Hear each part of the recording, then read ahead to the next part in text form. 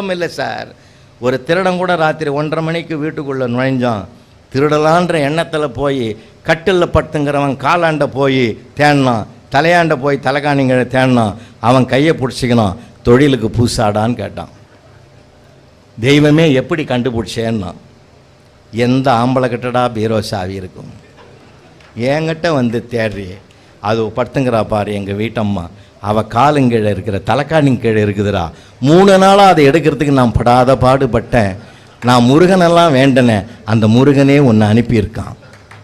நான் அவள் எழுந்திரிக்காத நான் பார்த்துக்கிறேன், சாவியை பக்குவமாக எடுனான். எடுத்தான். மரபீரோவை தெர 3வது தட்டில் 300 இருக்குது.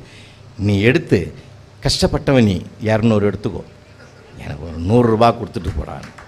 அவன் திருடன் அழ ஆரம்பிச்சிட்டான் சார். திருடன் அழ ஆரம்பிச்சிட்டான் சார். ஏய், நானாவது வெளியில் இல்லாமல் கஷ்டப்படுறேன், நீ இருந்துக்கிட்டே கஷ்டப்பத்தியாடா. என்னை விட கொடுமை உனக்கு தான்யா. 300 எடுத்து அவன் கையிலே கொடுத்துட்டான் சார். ஏண்டா தம்பின்னா, அவன் திருட வந்தவன் தம்பி ஆக்கிட்டான். ஏண்டா தம்பி எனக்கே கொடுத்தேன்னா, ஒரு ஆம்பளை கஷ்டம் ஒரு ஆம்பளைக்கு தாண்டா தெரியும். அதனால் என் செல் நம்பரையும் கொடுத்துட்டு போகிறேன், எப்பயாவது கஷ்டம்னா சொல்லு, நான் உனக்கு ஏற்பாடு பண்ணுறேன்டான்னு அவர் உறவாக்கி ஒரு காம்ப்ரமைஸ் வந்து 2 பேரும் ஃப்ரெண்ட் ஆகிட்டான் சார். இந்த மாதிரி இதை எல்லாத்தையும் படிங்க, ரசிங்க, சந்தோஷமாக இருங்க. உணர்ச்சி வசப்படுகிற போது கூட எப்படி பேச வேண்டும் என்று என் இலக்கியம்தான் சொல்லி கொடுக்கிறது.